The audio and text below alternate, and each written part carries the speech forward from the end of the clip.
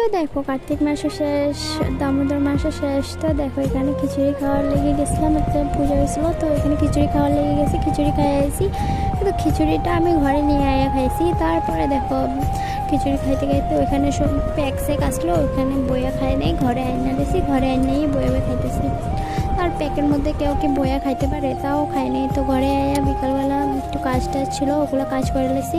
তো কাজ টাজ করতে করতে দেখো আমার ভিডিও কার কার ভালো লাগে অবশ্যই কমেন্ট করে দেবে, একটা ছোট্ট করে কমেন্ট করবে আর একটা লাইক করে দেবে। আর তোমাদের তো আর শেয়ার করতে বলতেছি না।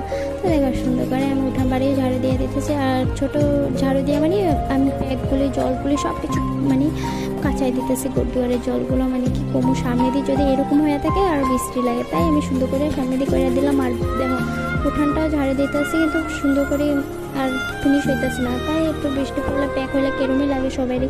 তো দেখো এখানে কাজ শেষ। তো এখানে দেখো জলদি জলদি আয়া কাপড় চোপড়গুলো ঘরে ঘরে আইনে শুকা দিছি। আর বিকালবেলা রান্নাবাড়া করছি ডিম দিয়ে, আলু দিয়ে আর সাদা ভাত। ভালো লাগলে অবশ্যই লাইক করে